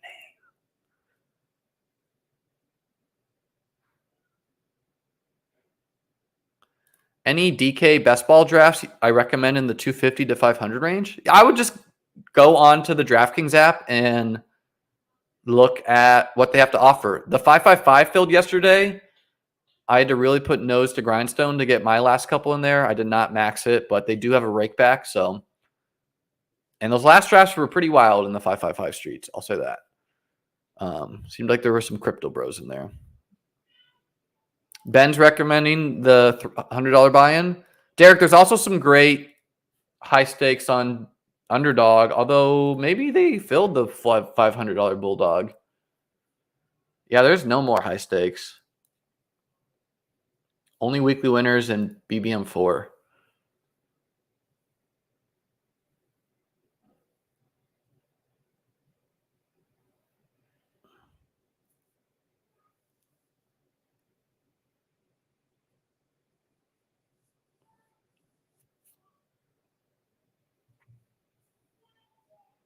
Yeah, the DK $250 single entry is nice. It's probably a good one to try. FFPC has some $125 best balls as well. By when do you think BBM 4 will fill? It's not guaranteed to fill. It is at 83% filled. Probably, probably next week is when it would fill. Next Tuesday, next Wednesday. It really depends how hard people go over the weekend.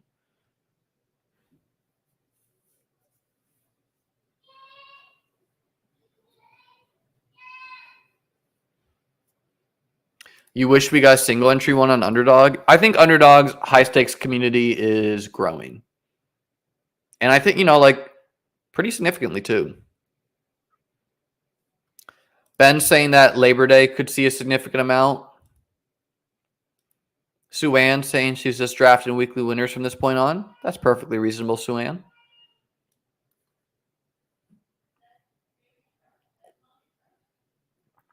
I didn't get really any puppies or anything in. I can show you guys what have I done so far in the regular season. I did 3 puppies. Those were all streamed. I got my 20 little eliminators yesterday.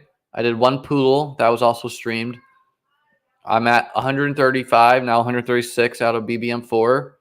I got 4 eliminators. I got 7 pit bulls in, which this was a 10 entry max, I think. I wanted to get to 10. Or maybe it was 20 entry max. I only got to 7. I got 7 big dogs and 4 of the bulldog 2. And yeah, I'm not someone who maxes the puppies and everything like that. Any weekly winners? That's in a different section. I've done a couple weekly winners. But yeah, that's going to be mostly for me, like in the futures when I do those.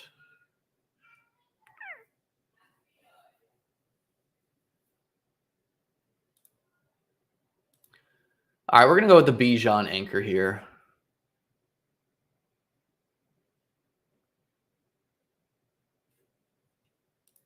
I'm in the St. Pete region, Ruben.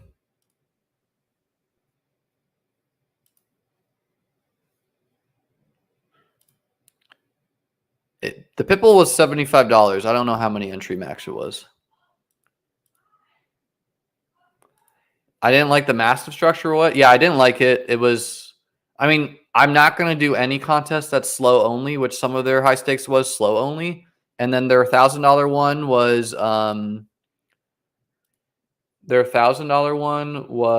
we're going to go Mike Williams here. It was like $1,000, 20K to first. That already is like a pretty big deal breaker to only 20x your money. And then I don't like contests that are like 6 out of 12 advance. Yeah, basically what Crazy's saying here. And you know, like you vote with your dollars, guys. So like I didn't want to support that contest from a dollar perspective.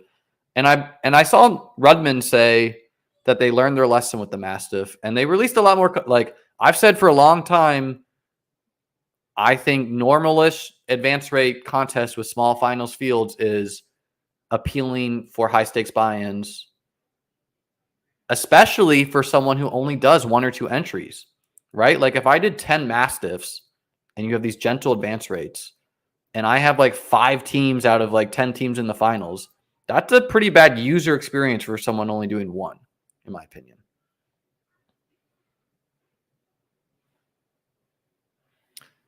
Yeah, weekly winners can, like, tons of different things can work there. What percent do I have of Cam Akers? Not a lot. Like I opened the season thinking he could be kind of like a Josh Jacobs. I'm a little bit more spooked recently, so I'm content to just ride it out with my early Cam Akers shares. You got to get more ETN, admittedly. Yeah, I'm with you there. I'm at like 8% ETN, maybe a little bit more. Definitely have some high stakes ETN. Wide receiver, Ramondre Etienne seems like a pretty nice start.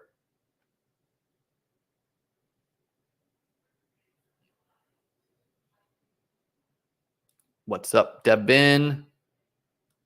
You'll hear the shout out 2 hours in the future if you're rewinding here.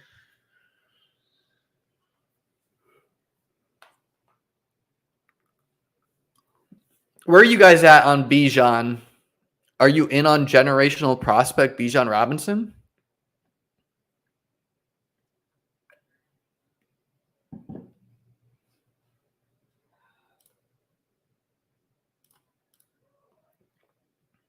You're sleepy, Tyler? What's that mean, man? How much Bijan do you have? You're at 60%? What have you done? Like 4 drafts? How are you at 60% of a first round player? I don't know.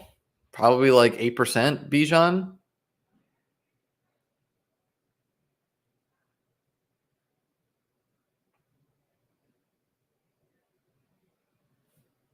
Maybe Corey Davis comes back when the Jets need him late. That is the biggest copium I've ever heard. No offense, brother. But I don't think he's coming back, man. It's not impossible, but it is unlikely. Did this guy even have a Charger? Okay, yeah, he did.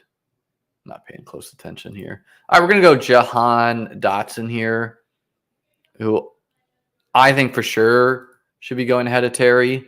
Arguably, I don't think the gap between Terry and Jahan should have been that big to begin with.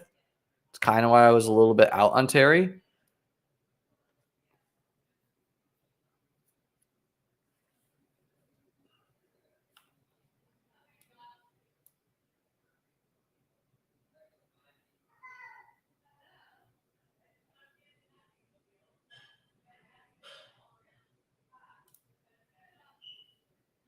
All right, and let's take Gabe Davis. Why not? So we got a Bijan Robinson anchor, CeeDee Lamb, Christian Watson, Mike Williams, Jahan Dotson, Gabe Davis. Here, I'll tell you my Bijan exposure. Keep in mind, BBM4 is not my heaviest exposure out there in the best ball street. So it's not a perfect look in to my exposures to players. 8.2% Bijan, though. I definitely have quite a bit of high stakes drafts with Bijan, though.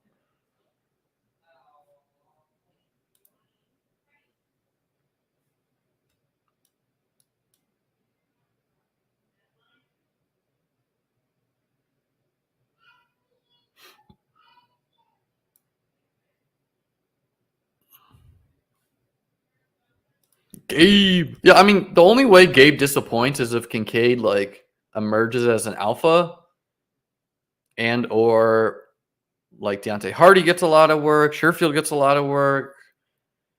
He gets injured, obviously, but like just seems like a quintessential best ball player. Which is also what I'd say about Christian Watson and Mike Williams. Like these are spike weak grown ass men.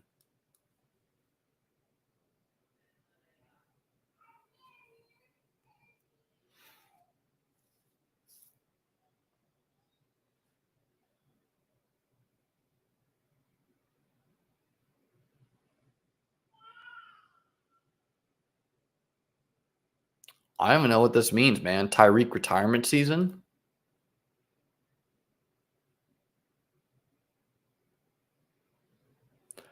I think it's very unlikely, A, that the Bills would be buyers at the trade deadline for wideout. B, that the Cardinals would trade Hollywood, who they just traded for. You don't usually see that. Suan knows ball.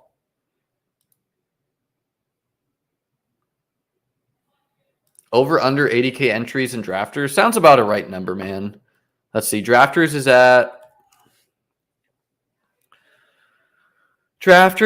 at 53,600 out of 111,000. Probably a little bit over 80K. I am at 112. Really been putting nose to grindstone over there.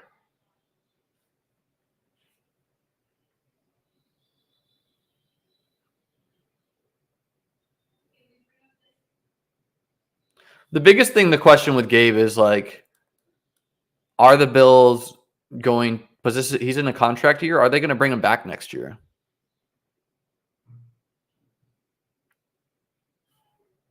Your 6th round T-Law you touted to Pete worked for me this draft. Yeah, I mean, he falls a lot to the back of the 6.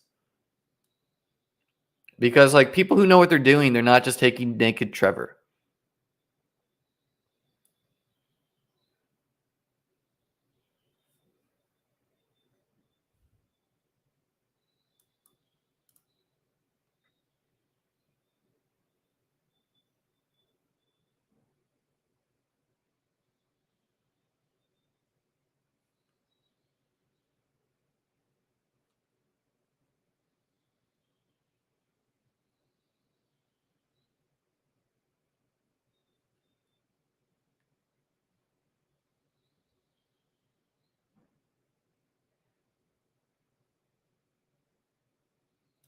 All right, we're going to take DeAndre Swift as an RB2. He's a pretty priority target for me in the 80s.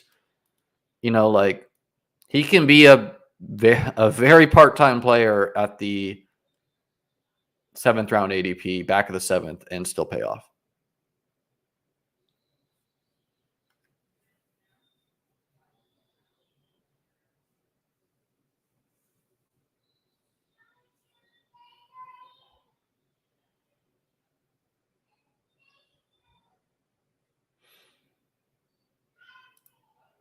This next pick is gross.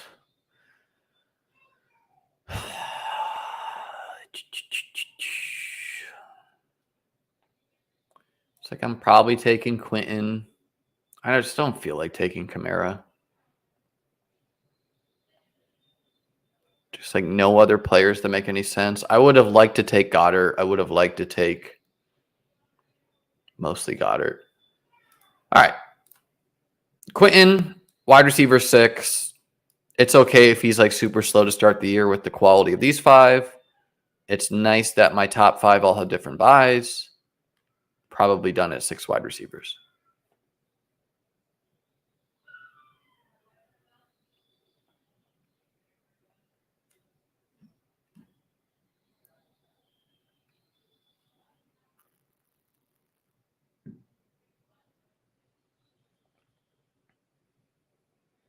Will I be doing any in-season underdog battle royale content? I would imagine I am, Gavin, quite a bit. I plan to continue my in-season content. Every Tuesday night, I'm going to be breaking down my best ball Mania portfolio as far as, you know, my highest scoring teams. I'm hoping that Underdog has a legit leaderboard for that. Gonna find a co-host for that, or maybe I'll just host it myself and I'll have a rotating guest. So that's something I'm looking forward to doing. So Tuesday nights, you'll see that on my channel. And then Underdog put a tweet out yesterday, which we've not gotten more word on. And it was, they put out the tweet. They said, all dogs go to Miami. Something new coming soon. Most have speculated that this is going to be whoever wins their in-season Battle Royale contests are going to get to go to the live final. It's possible that this could just mean that they fly out the BBM4 finalists. I think that's less likely. But I don't know. So hopefully it's a in-season Battle Royale thing, and then I'll just, you know, do a bunch of Battle Royales. Do you think 2 or 3 QB builds are most optimal? I do. I think 2 QB is better if I had to choose one. I do both, though. You know, obviously it depends on the price. Like, if I take Josh Allen, I'm always going 2. If I take Jalen Hurts, I'm always going 2. If I take Patrick Mahomes, I'm always going 2. If I take Geno Smith as my QB1 and Bryce Young as my QB2, I'm always going 3. He said, all dogs. Ho, ho, ho.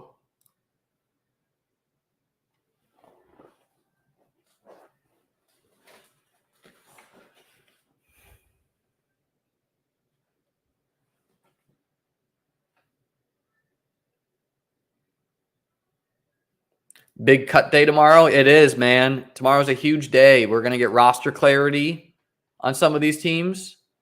You know, some of these RB2s, like Malik Davis could be cut. One of the Bengals running backs could be cut. JT could be traded.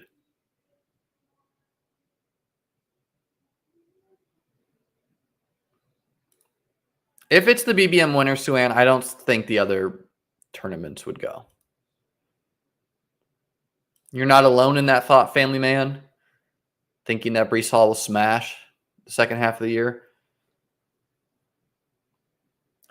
I agree with you, RFKD. I think it's very unlikely it's the BBM finalist, primarily because of this. He says, BBM 4 finalist seems like a logistical nightmare since you only find out a week in advance. All dogs. Ho, ho, ho.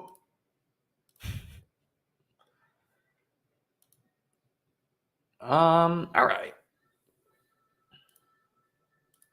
So let's take Dak first here. Well, Dak to CD stack. I mean, Dak, there's no reason why Dak can't do what he's done in years past and be a smash in the 9th round. I haven't had as much CD Lamb because, like, I like Amon-Ra more than him. I like A.J. Brown more than him. I like Diggs more than him. I like Pollard probably more than him. I like Bijan more than him. I like Garrett Wilson sometimes more than him. But on my CD teams, which I have been getting more recently, I definitely want Dak in there.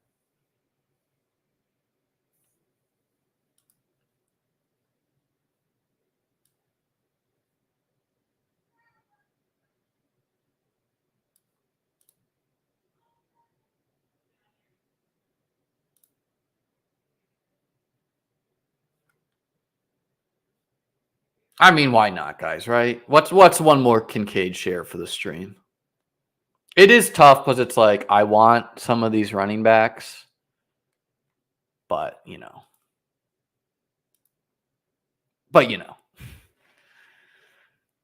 Kincaid as your tight end 1 in a 3 tight end build feels pretty nice. I truly don't understand the Kincaid hate. Is it crazy I took him over David Njoku? Maybe. Like David Njoku, very safe. But at worst, it seems Kincaid is a solid bet for spike weeks. If Foreman is cut, how far do you push up Roshan? You know, like I wouldn't go crazy, but probably into the 11th round. He's like in the 13th right now. I don't think he vaults into the 10th round for me. But I guess he could, like 10, 11. And I think if Foreman cut, that does not mean that's the last we've seen of Foreman. I think he could become the Colts starting running back. So I'm not drafting a lot of Foreman right now, but I truly think I don't draft a lot of what's his name? I don't draft a lot of Rondale Moore, but I think Rondale Moore is so live to be traded this year. Probably to the Chiefs. So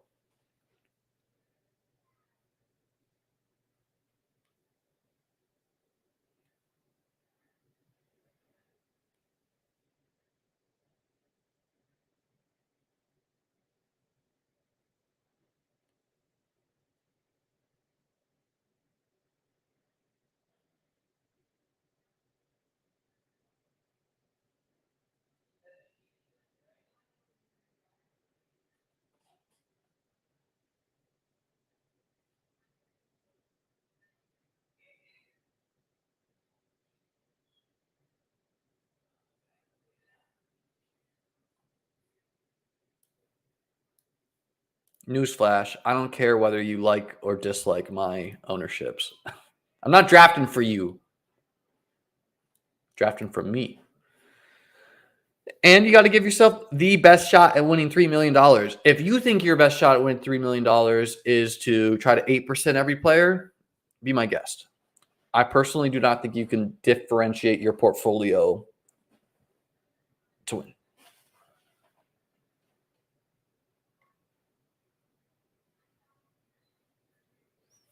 Yeah, the 8% of everything, Suan, used to be a lot more prevalent of a crowd until I won with 60% Gabe Davis. Then those people kind of faded off.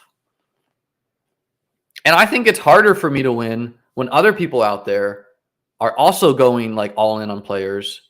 You know, if someone out there is I have 80% Tajay Spears, I'm like, I respect your conviction. And now I think it's harder to win because you're making a smart bet.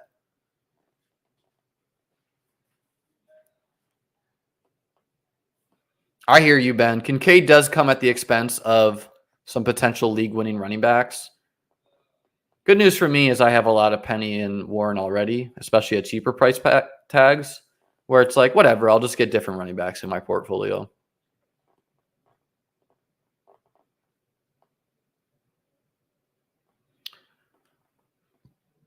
Okay.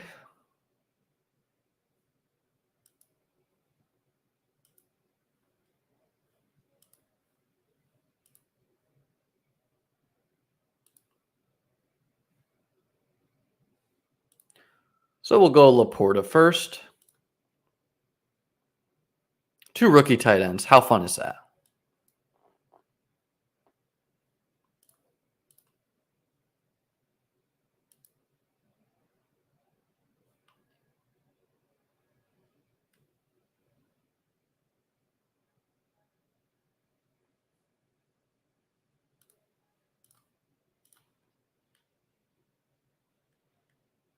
Oh, look at Bathrobe over here, guys. Trying to set up that Goff Laporta stack like Pete and I got. I don't fucking think so, Bathrobe.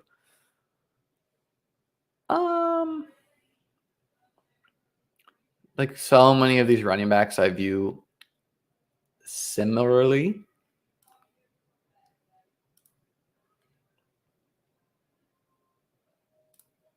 We're just gonna take Damian Harris though.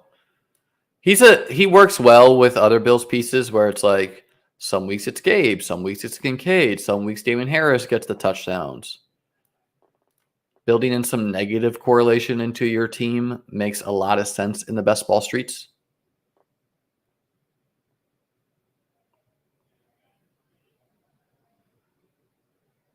Your highest owned player is Dawson Knox. I don't think that's a bad bet. I think Knox is a good bet to have some touchdowns.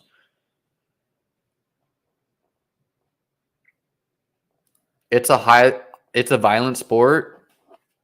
Yeah. Obviously, having a high exposure to a player is a risk tolerance question.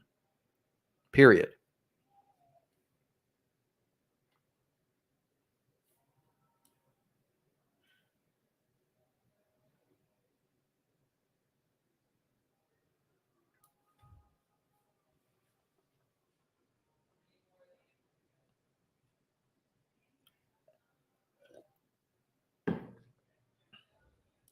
Is Damian Harris getting the goal line look the other day signal or just noise to you? It's hard to say, PLO, because they didn't dress Latavius Murray. So it's not 100% that Damian is just a lock to be the goal line back. Also, Damian getting that goal line look is not proof that James Cook will get none, because James Cook was just on the field for like 7 straight snaps. So maybe like some teams will just automatically rotate a running back after a certain amount of plays.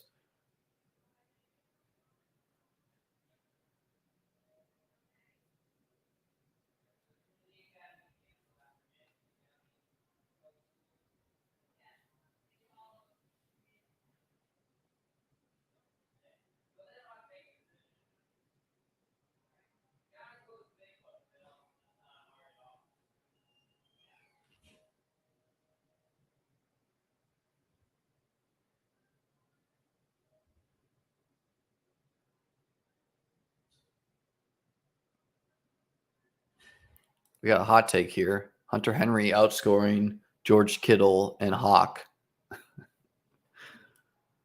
God bless, brother. I don't hate Hunter Henry. Like, he's one of the few Patriots I will draft. I will say it's hard for projections to bake in how bad some teams can be.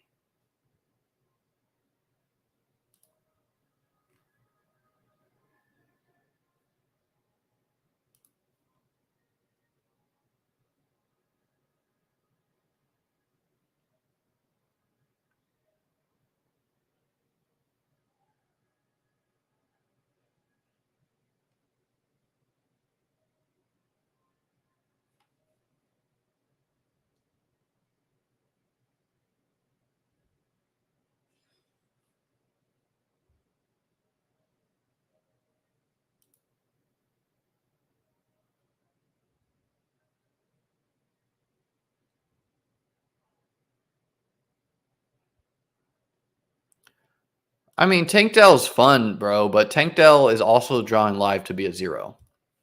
Like, he's playing behind all the dudes in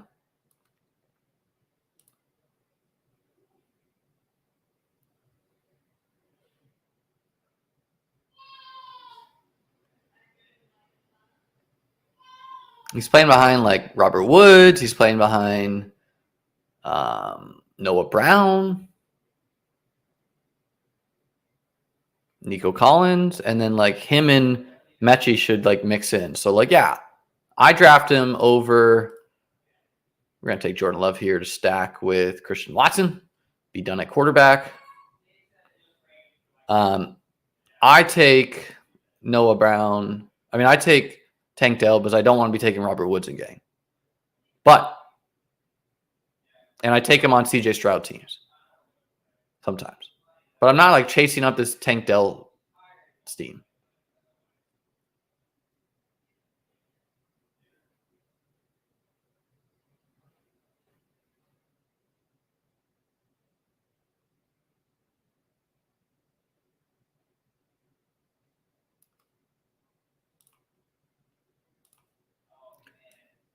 Not one, not two, but 3 rookie tight ends on the team.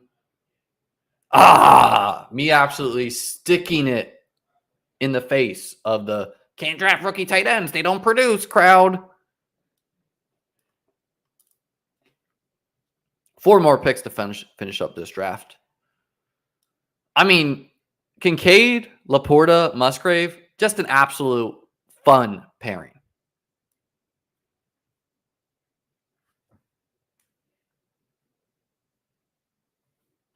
Musgrave and Laporta, like, locked in usage too in the to start the year. Really like Jordan Love as a high upside late quarterback. Seemed like he used his legs a bit in that preseason game. Bam Knight just got cut. Would expect a team to pick him up. Am I worried about the weather at all for Buffalo during playoff weeks? No. I mean, dog, it's an El Nino year. What if it's summer by then?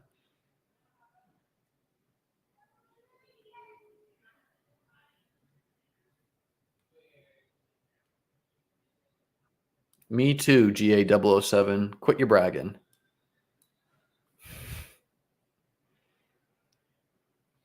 Help me out, guys. I'm on the road to 3K subscribers. Only need 200 more.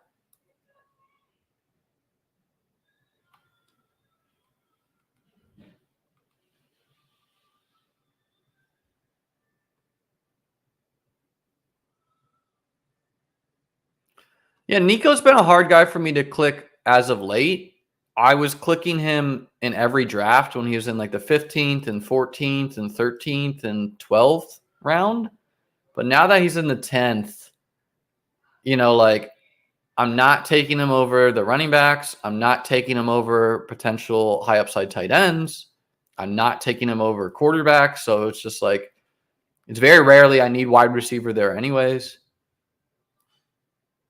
So far we have a Dak, Love, Bijan, Swift, Damian Harris, CeeDee Lamb, Christian Watson, Mike Williams, Jahan Dotson, Gabe Davis, Quentin Johnston, Kincaid, Laporta, Musgrave. With me having a Bijan anchor, I don't need to finish out all running back here. Giving me the flexibility to add a 3rd QB, a 4th tight end, a 7th wide receiver. Really, whatever I feel like doing. Probably just going to add. So Howell is the. I would have drafted Howell, but now we're not going 3 QB. Obviously, we're not going 3 QB unless it's an upside thing. All right, Chuba. How do I get back to my team? Chuba works well enough for me. I straight up don't care what price I'm paying on the running backs. I just need to draft running backs. We're in the 15th round, guys. It's get your guys time. I think Chuba has plenty upside. Wait, let's see.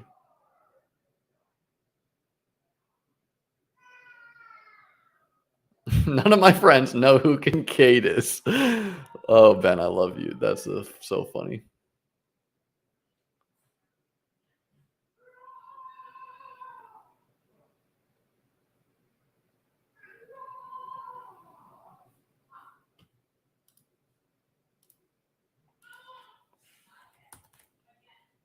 Let's get Sean Tucker.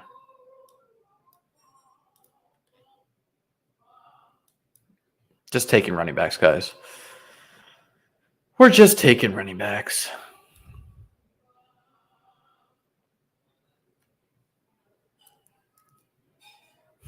Shout out Sue-Ann and the other 1% of women viewers. None of my girlfriends know who Josh Allen is. You'll teach him, Sue-Ann. You'll teach him.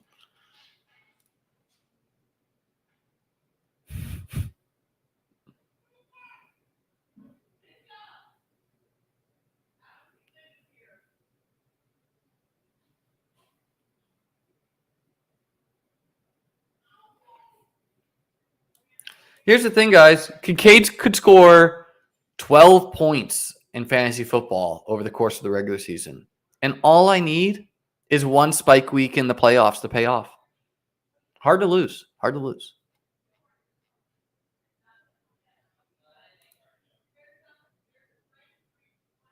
None of your family know what the NFL is?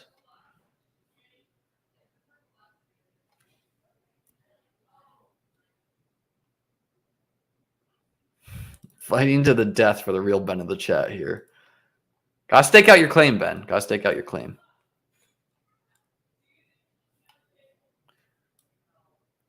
Nearly 250 of you lovely people here. Please, guys, hit the like, hit the subscribe. We're on the road to 3K. Might retire if I don't hit that number before the NFL season starts. You're all alone, Vadim? Vadim, you're amongst friends here. Come on now. No, I mean, the only way Christian Watson disappoints is like if Dubs commands a strong target share or Musgrave does or Reed does. Which is like, I still think Watson is a good bet for some deep bombs.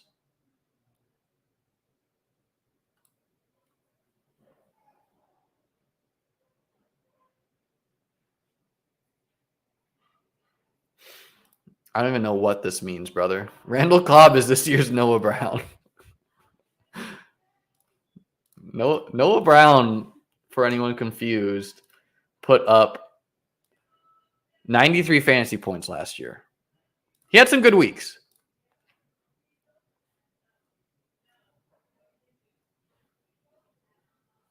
Are you saying I'm shit with pronunciation, British Gridiron Films?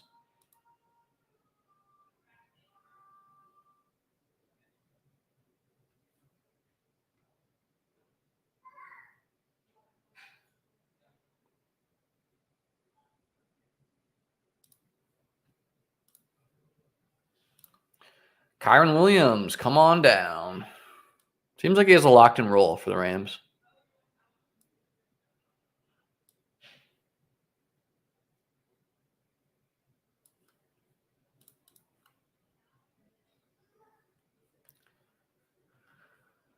See, Kyler's gonna go like undrafted in this one.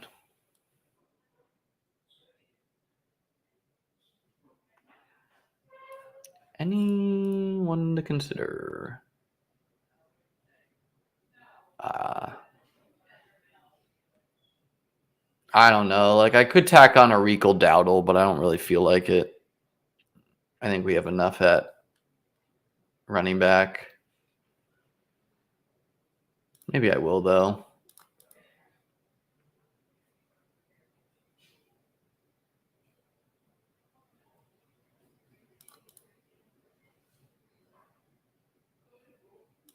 Whatever. We'll gamble on Rico Dowdle. Welcome to the team, man. He works well with a Dak team. I don't know how it's going to play out between Rico and Malik and Deuce Vaughn. But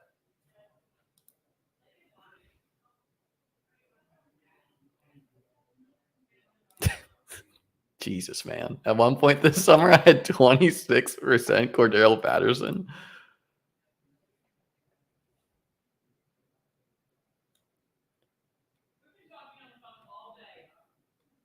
I think I had like 24 teams make the playoffs, Vadim. Of the 24, 6 made the semifinals. Of the 6, 0 made the finals of BBM 3.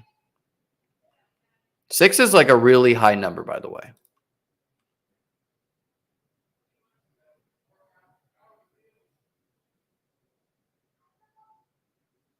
It's more live than your 25% Lenny bags.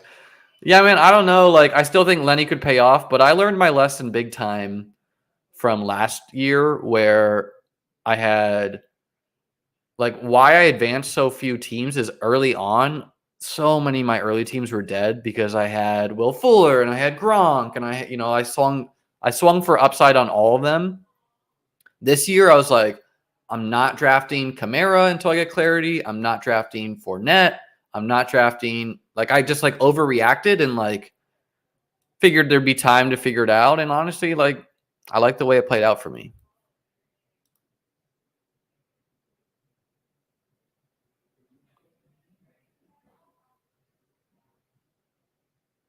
I don't know what this means, consigliere.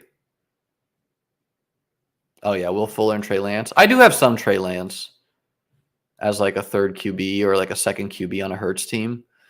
All right, guys, so that is this team. It is a Dak, Jordan Love team. Bijan, Swift, Damian Harris, Chuba Hubbard, Sean Tucker, Kyron Williams, Rico Dowdle, CeeDee Lamb, Christian Watson, Mike Williams, Jahan Dotson, Gabe Davis, Quentin Johnston. A thin group of wideouts, but a quality making it up. Kincaid, Laporta, Musgrave, just absolutely a fun tight end room. I would have taken Sam Howell over Chuba if he did not get taken to pair with Jahan as a third QB, but, didn't happen. The projected points hates our team. We're not concerned about that. Let's name this thing. I would hang out for another stream. However, I need to do some preparation for this hurricane coming up here. So went out, filled my car with gas. Already half of the gas pumps are drained. 136, 828, BBM 4. Or no, I don't have to write that. Streamed. 2763. I meant to do this with Pete, where I wanted him to say some numbers and we look at each other's teams, but let's do I have to put up the hurricane shutters probably. All right, guys, I've drafted 136 teams. First three numbers, and we'll review those BBM 4 teams I drafted before we get out of here. So 1 through 136. Shoot your number.